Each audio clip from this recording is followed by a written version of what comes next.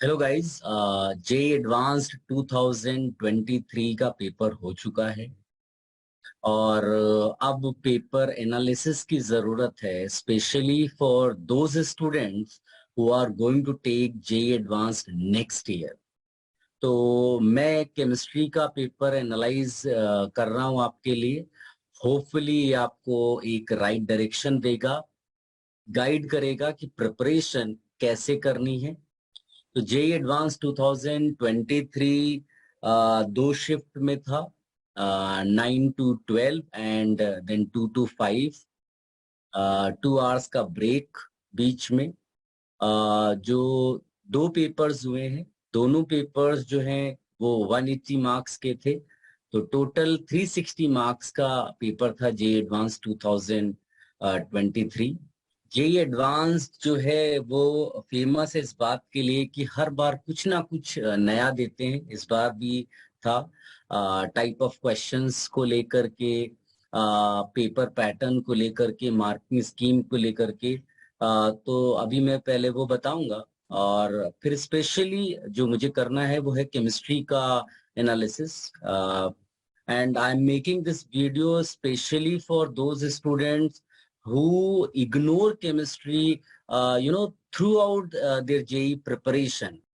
वो बेसिकली ये समझ ही नहीं पाते हैं कि स्कोरिंग सब्जेक्ट और फेवरेट सब्जेक्ट अलग अलग हो सकता है। कई बार इस गलत फहमी में रहते हैं कि जो हमारा फेवरेट सब्जेक्ट है वही हमें स्कोर देगा, which is very very wrong.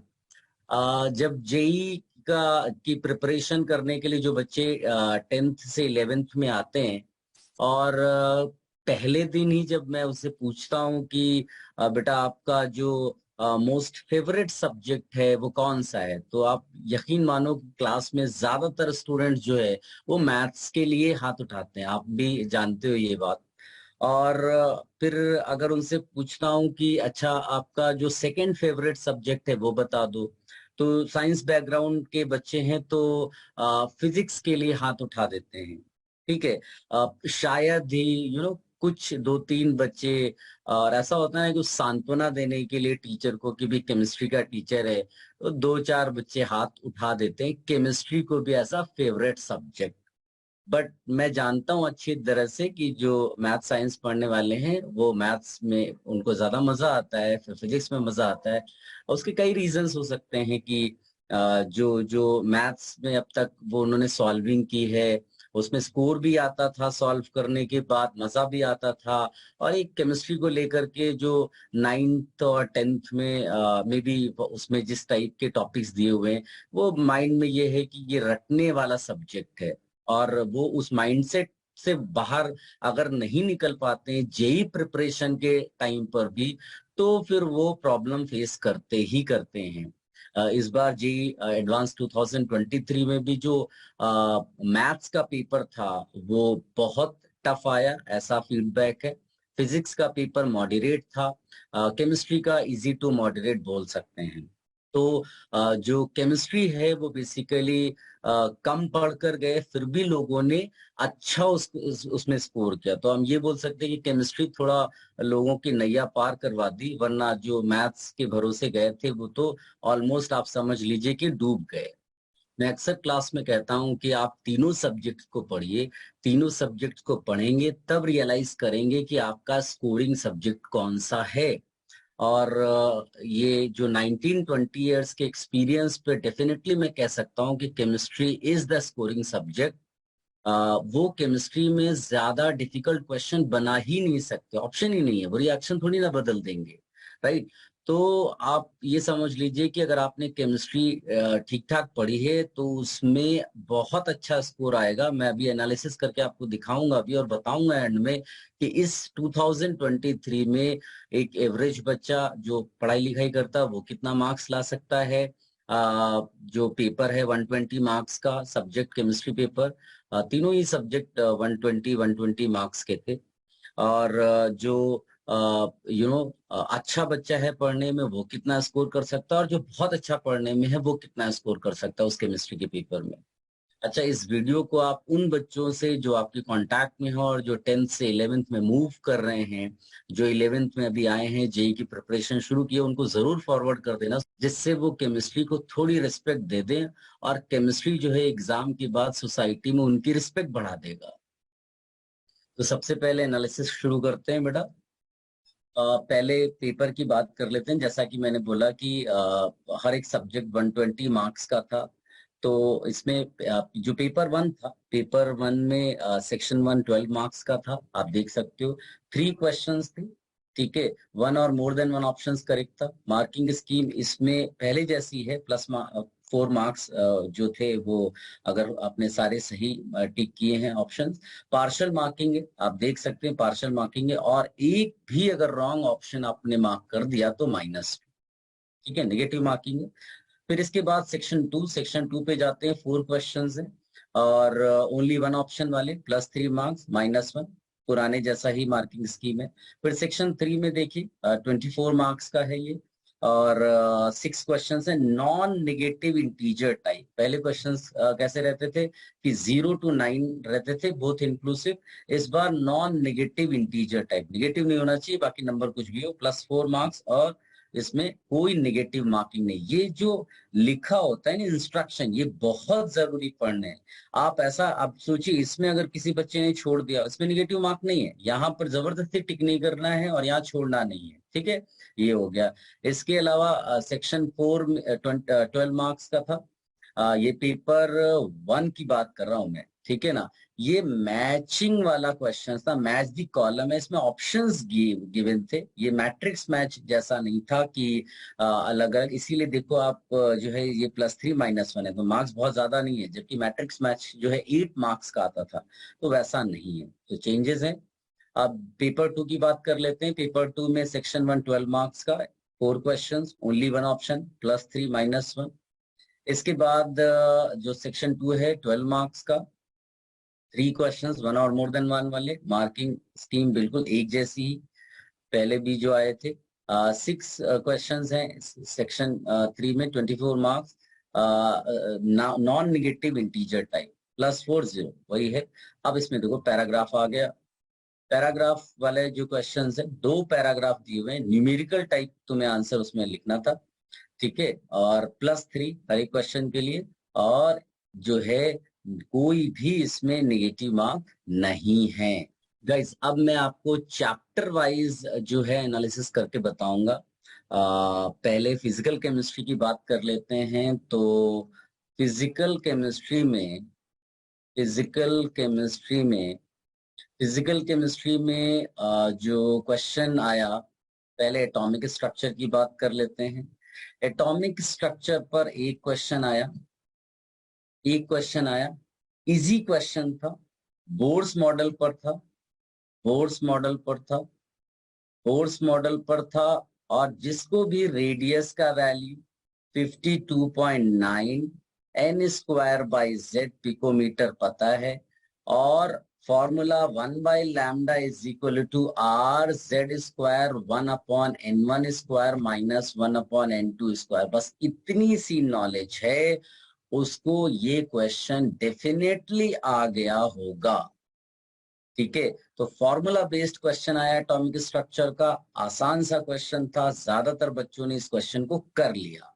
Mole concept की अगर हम बात करें, मोल कॉन्सेप्ट की बात करें तो 1 से 2 क्वेश्चन हम बोल सकते हैं। मोल कॉन्सेप्ट एक्चुअली क्या है कि क्वेश्चन जो है ऑर्गेनिक के साथ जो है मिक्स किया हुआ था।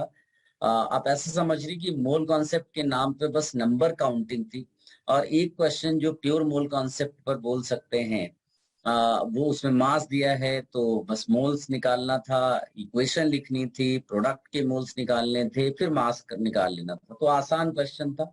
ये भी इजी, आराम से स्कोर कर सकते हैं मोल कॉन्सेप्ट पर, ठीक है। इसके बाद हम बात करते हैं गैसियस स्टेट की। गैसियस स्टेट, गैसियस स्टेट में रियल गैस वाले पार्ट से क्वेश्चन आया था। कॉम्प्रेसिबिलिटी फैक्टर पर बेस्ड क्वेश्चन था और आसान था, बहुत आसान। आप सोचिए, इसको मैं वेरी इजी बोल सकता हूँ। z की वैल्यू 0.5 दी हुई थी, बस आपको क्या करना था, पीवी अपॉन एनआरटी लिख देना था z को। फिर उसने आइडियल गैस बोला था जिसके लिए z1 होता है, फिर आपको पीवी अपॉन एनआरटी लिखना था। बस इसी को यूज करके बस आंसर आ गया। तो जिसको ये आता था उसको आंसर आ गया। तो very easy question, again gases state में। इसके बाद थर्मोडाइनमिक्स और थर्मोकेमिस्ट्री की बात कर लेते हैं। Thermodynamics and thermochemistry. Thermodynamics thermochemistry, एक क्वेश्चन पेपर 1 में आया था। पेपर 1 में जो क्वेश्चन आया था उसमें एडियाबेटिक प्रोसेस और आइसोथर्मल प्रोसेस के बारे में दिया हुआ था। अगर आपको एडियाबेटिक प्रोसेस का बस इक्वेशन पता था, T1 V1 to the power gamma minus 1 is equal to T2 V2 to the power gamma minus 1, तो समझ लीजिए आपको वो क्वेश्चन आ गया। थोड़ा कैलकुलेशन था, इसलिए हम इसको मॉडरेट लेवल का क्वेश्चन बोल सकते हैं, मीडियम लेवल का क्वेश्चन बोल सकते हैं। फिर था पेपर 2 में पैराग्राफ बेस्ड क्वेश्चन था। जो पैराग्राफ, दो क्वेश्चंस थे, दो क्वेश्चंस। इसमें जिसको भी एंट्रोपी के फॉर्मूलाज पता हैं, जिसको भी एंट्रोपी के फॉर्मूलाज पता है, और एक क्वेश्चन इसी पर, जो दो क्वेश्चन था उसमें एक एंट्रोपी बेस्ड था और एक किरचॉफ इक्वेशन पर बेस्ड क्वेश्चन। तो जिसको ये आता है उसने डेफिनेटली क्वेश्चन कर लिया होगा। इसको भी मैं इजी लेवल क्वेश्चन बोलूंगा। तो इस तरह से थर्मोडाइनमिक्स थर्मोकेमिस्ट्री के 3 क्वेश्चंस आप मान सकते हैं। तो इस बार ये जो है इसका वेटेज ज्यादा हुआ। फिर इसके बाद केमिकल इक्विलिब्रियम की बात कर लेते हैं। तो इसमें भी बहुत आसान क्वेश्चन आया था, आप इसको भी वेरी इजी क्वेश्चन की कैटेगरी में डाल सकते हैं। आपको बस इतना पता होना चाहिए कि डेल्टा जी नॉट और के इक्विलिब्रियम में रिलेशन क्या है। जिसको भी ये रिलेशन पता था उसने उस क्वेश्चन को कर लिया। दो टेम्परेचर दिए हुए थे, डेल्टा जी की अलग अलग टेम्परेचर पे बस आपको वैल्यू निकाल के सब्ट्रैक्ट करना, बड़ा आसान सा क्वेश्चन था। तो ये भी मेरे ख्याल से ज्यादातर लोगों ने कर लिया होगा। फिर इसके बाद आयोनिक इक्विलिब्रियम पे आते हैं। आयोनिक इक्विलिब्रियम का जो क्वेश्चन इस बार आया 2023 में, इजी टू मॉडरेट बोल सकते हैं उसको, इजी टू मॉडरेट बोल सकते हैं। सॉल्युबिलिटी प्रोडक्ट पर क्वेश्चन था, सॉल्युबिलिटी प्रोडक्ट पर क्वेश्चन था।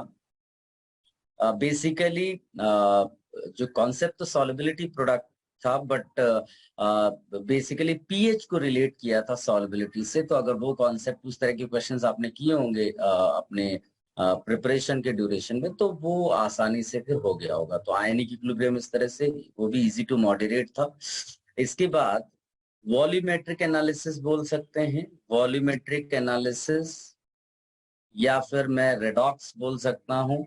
इसका भी क्वेश्चन आया हुआ था। तो इसको आप एक्चुअली में क्या, जिसको रेडॉक्स बैलेंसिंग आती है या पी ब्लॉक में रिएक्शन पढ़ ली हो, H2S प्लस एसिडिफाइड KMnO4, तो जब हम नोट्स लिखाते हैं तो ये छोटी छोटी चीजें तो हम बेसिकली जनरल इनऑर्गेनिक केमिस्ट्री में समझा देते हैं कि भाई H2S देखो ज्यादातर केसेस में सल्फर में कन्वर्ट होता है, रिड्यूस सेल्फ ऑक्सीडाइज होता है, और KMnO4 जो है वो एसिडिक मीडियम में है, Mn2 प्लस में जाता है। तो जिनको भी रिडॉक्स बैलेंसिंग आती है आराम से इस क्वेश्चन को कर लिया होगा उन्होंने। इसके बाद सोल्यूशन चैप्टर का क्वेश्चन, ये भी इजी क्वेश्चन था। ऑस्मोटिक प्रेशर आपसे पूछा था, ऑस्मोटिक प्रेशर का क्वेश्चन था, pi is equal to ICRT, बस इतना जिसको आता है। दो सॉल्यूशंस दिए हुए थे, दोनों को मिक्स करके नया सॉल्यूशन था, उसकी मोलैरिटी निकाल दी, बस आपको ऑस्मोटिक प्रेशर आ, इजी क्वेश्चन था। सॉलिड स्टेट की बात कर लेते हैं।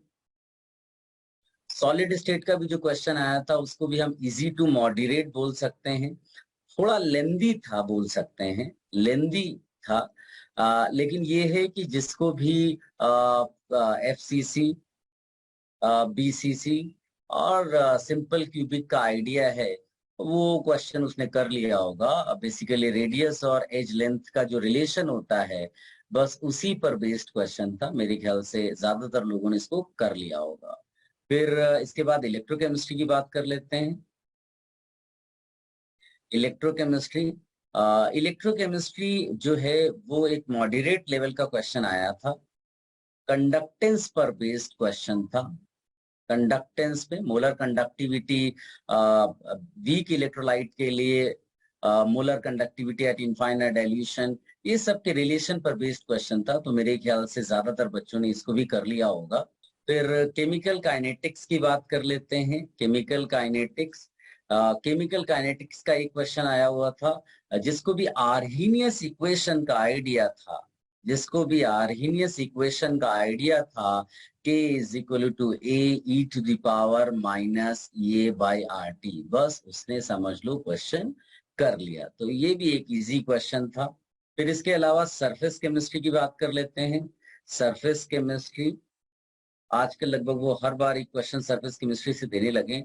इस बार कोलॉइड्स पर क्वेश्चन था, मिसल फॉर्मेशन पर क्वेश्चन था, क्राफ्ट टेम्परेचर से रिलेटेड था, टिंडल इफेक्ट के बारे में बोला गया था। सो मेरे ख्याल से इसमें ये था कि अब इसको मॉडरेट इसलिए मैं रख रहा हूँ यहाँ पर कि कई बार क्या होता है, इंफॉर्मेशन जो है लोग याद करके जाते नहीं है, जो लिखाया जाता है नोट्स में, स्पेशली ऐसे टाइप के चैप्टर्स। तो अगर वो उनको याद नहीं आई होंगी चीजें तो ये क्वेश्चन नहीं कर पाए होंगे, वरना क्वेश्चन जो है इजी था मेरे ख्याल से। तो जो पढ़कर गया था उसने डेफिनेटली कर लिया होगा। अब इनऑर्गेनिक केमिस्ट्री की बात कर लेते हैं। इनऑर्गेनिक केमिस्ट्री की बात कर लेते हैं। इनऑर्गेनिक केमिस्ट्री में एक्चुअली जनरल इनऑर्गेनिक केमिस्ट्री में यहाँ नहीं रख रहा हूँ, मैं बाकी जो कोऑर्डिनेशन कंपाउंड है, केमिकल बॉन्डिंग है, ब्लॉक केमिस्ट्री है, क्वालिटेटिव एनालिसिस है, मेटलर्जी, उन पे डिवाइड कर रहा हूँ क्वेश्चंस को। इनऑर्गेनिक केमिस्ट्री के क्वेश्चन जो है थोड़े कम आए हुए थे। अगर मैं बात करूँ केमिकल बॉन्डिंग, केमिकल बॉन्डिंग पर बेस्ड दो क्वेश्चंस आप समझ लीजिए आए थे। एक जो है वो मॉलिक्यूलर ऑर्बिटल थियरी पर क्वेश्चन था, बहुत ही आसान क्वेश्चन था। उम्मीद नहीं कर रहे थे इतना कमजोर क्वेश्चन वो पूछेंगे। F2 के लिए बेसिकली वो आपको energy diagram, molecular orbital energy diagram पता था तो आपने समझ लो क्वेश्चन कर लिया, नहीं पता है तो नहीं कर। मेरे ख्याल से आप समझ लीजिए सबने सबने इसको कर लिया हो।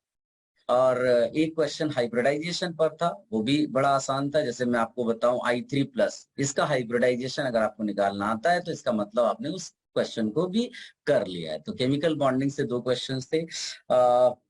इसके अलावा मैं बात करूं कोऑर्डिनेशन कंपाउंड, हर बार ये क्वेश्चन इस पर आता है। तो कोऑर्डिनेशन कंपाउंड बहुत ही इंपॉर्टेंट चैप्टर, इस पर दो क्वेश्चन इस बार पूछे गए। एक क्वेश्चन था वो CFT पर बेस्ड था, क्रिस्टल फील्ड थियरी, जिसमें स्प्लिटिंग से रिलेटेड था। तो अगर आपको स्प्लिटिंग का आइडिया है, T2G EG का आइडिया है, आपको strong field ligand, weak field ligand का आइडिया है, तो डेफिनेटली ये क्वेश्चन आपने कर लिया। और इसके अलावा इस जो कोऑर्डिनेशन कंपाउंड का दूसरा क्वेश्चन था वो ज्योमेट्रिकल आइसोमेरिज्म, जो कोऑर्डिनेशन कंपाउंड्स में था उस पर बेस्ड था। तो ये भी इजी था, मेरे ख्याल से ज्यादातर बच्चों ने इसको भी कर लिया होगा। फिर इसके अलावा पी ब्लॉक की बात कर लेते हैं। तो पी ब्लॉक जैसे मैंने बोला कि एक क्वेश्चन तो हम ये मान सकते हैं कि H2S और KMnO4 की बीच की जो रिएक्शन है उसको रख सकते हैं, वैसे उसको वॉल्यूमेट्रिक में मैंने डाल दिया। इसके अलावा फॉस्फोरस, फॉस्फोरस से रिलेटेड आप ये समझ लीजिए, जैसे oxide of phosphorus, PCl5, PCl3, oxy acid of phosphorus, ये सब आपको अगर आइडिया है तो इसका मतलब वो क्वेश्चन आपने कर लिया हो।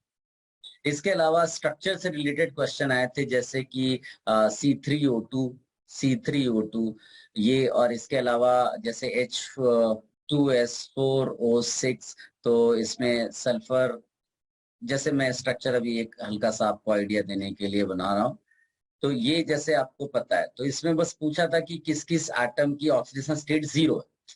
तो ये आपको अगर पता है तो फिर ये भी क्वेश्चन इजी कैटेगरी में मैं इसको रखूंगा। अब इसके अलावा डी ब्लॉक पे जाते हैं। इसके अलावा डी ब्लॉक पे अगर हम जाते हैं तो इसको डी ब्लॉक बोले या फिर उस क्वेश्चन को मैं क्वालिटेटिव एनालिसिस में भी रख सकता हूं। तो अगर इन दोनों में से किसी का भी आपको आइडिया है तो आपने उस क्वेश्चन को कर लिया होगा। उसमें MnCl2 से रिलेटेड था, तो मेरे ख्याल से ये भी ज्यादातर बच्चों ने कर लिया होगा। एक क्वेश्चन मेटलर्जी का है, मेटलर्जी। अब इसमें दो तीन चीजें मैं बोलूंगा कि एक तो ओर्स के नेम और फॉर्मूलाज, जो इंपॉर्टेंट वर्ड्स हैं, नेम और फॉर्मूला आपको आने चाहिए। फिर प्रोसेसेस का अच्छे से आइडिया होना चाहिए, जैसे कि रोस्टिंग, कैल्सिनेशन, इन सब पर बेस्ड वो क्वेश्चन था। अगर ये आपको नॉलेज थी तो ये भी क्वेश्चन आपने कर लिया होगा। इसको मॉडरेट क्वेश्चन की कैटेगरी में मैं डालूं। अब ऑर्गेनिक केमिस्ट्री की बात कर लेते हैं। It is difficult to divide those questions into different chapters. वो थोड़ा सा मिक्स्ड क्वेश्चंस आए हुए थे ऑर्गेनिक के। जैसे मैं बात करूं, अगर रिएक्शन मैकेनिज्म, तो रिएक्शन मैकेनिज्म पर SN1 SN2 पर बेस्ड क्वेश्चन था। मैच द कॉलम वाला क्वेश्चन था मेरे ख्याल से। अगर आपने ये पढ़ा है ठीक से तो वो क्वेश्चन डेफिनेटली हो गया होगा, फिर भी मैं इसको मॉडरेट लेवल का क्वेश्चन बोलूंगा। इसके अलावा जैसे एल्केन की अगर हम बात कर लें, तो एल्केन पर जिसको कोल्ब्स इलेक्ट्रोलिटिक डिकार्बोक्सिलेशन का आइडिया है, ऐसा नहीं कि केवल इस पर अकेला बेस्ड था, कई सारे दूसरे चैप्टर की चीजें, बट ये कॉन्सेप्ट उस पे था क्वेश्चन। इसके अलावा एल्कीन पर फरास इफेक्ट, पेरोक्साइड इफेक्ट जिसको बोलते हैं, उस पर बेस्ड था। पेरोक्साइड इफेक्ट पर बेस्ड जो कॉन्सेप्ट है वो इन्वॉल्व था क्वेश्चन में। एल्कोहल्स, फिनॉल, ईथर की अगर हम बात करें तो इसमें ग्रिग्नार्ड रिएजेंट बहुत आया हुआ था। आप देखिए, ग्रिग्नार्ड एल्कोहल प्रिपरेशन की जो रिएक्शन पढ़ते हैं हम लोग कि Grignard reagent with other aldehyde other than formaldehyde give secondary alcohol, उस पर बेस्ड क्वेश्चन था। फिनॉल की बात करें तो सैलिसिलिक एसिड फॉर्मेशन जो है उस पर था। एस्पिरिन जो है पढ़ते हैं, उस पर भी। अब ये एस्पिरिन को उन्होंने क्या, जो नया चैप्टर डाला हुआ है केमिस्ट्री इन एवरीडे लाइफ, उससे रिलेट कर दिया। तो थोड़ा सा वो उसमें डिफिकल्टी लेवल बढ़ गई। अगर केमिस्ट्री इन एवरीडे लाइफ नहीं पढ़ा है तो फिर ये क्वेश्चन नहीं हो पाएगा। इसके अलावा ईथर में जो ROR ब्रेकिंग करते हैं HI से, वो भी इन्वॉल्व था कॉन्सेप्ट। एल्डिहाइड्स कीटोन्स की बात कर लें तो एल्डिहाइड्स कीटोन्स में जैसे इटार्ड रिएक्शन एक था, कैटरमैन कोच रिएक्शन था, रोजेनमुंड रिडक्शन था, कई सारे कैनिजारो रिएक्शन नाम दिया हुआ था, बट उसका कोई लेना देना नहीं था। वो क्वेश्चन, वो ऑप्शन नहीं था एक्चुअली। इसके अलावा कार्बोक्सिलिक एसिड की बात करें तो अगेन ग्रिग्नार्ड रिएजेंट के रिएक्शन CO2 के साथ, तो कार्बोक्सिलिक एसिड फॉर्मेशन पर बेस्ड क्वेश्चन था। HVZ, हेल-वोलार्ड जेलेंस्की रिएक्शन, उस पर कॉन्सेप्ट आया था।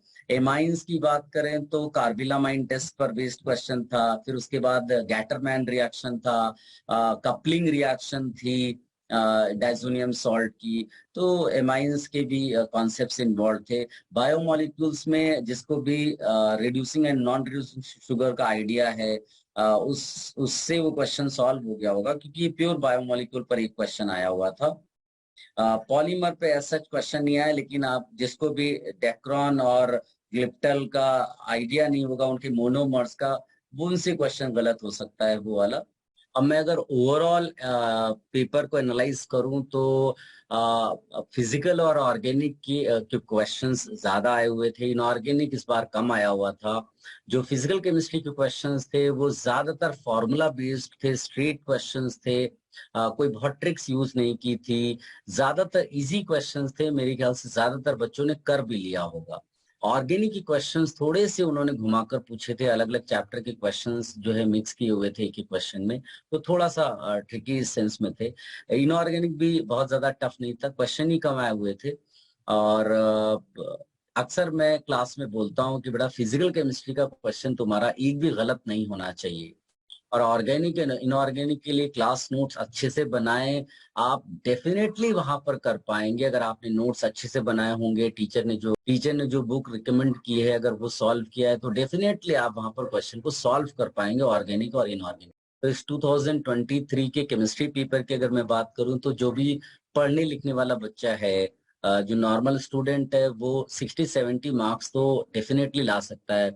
जो अच्छा पढ़ने वाला बच्चा है वो 90 मार्क्स के आसपास तो paper out of 120 I am saying. हाँ, और जो बहुत अच्छा पढ़ने में है वो मानकर चलिए कि 115 के आसपास तो वो डेफिनेटली लेकर आ सकता है आउट ऑफ 120 मार्क्स।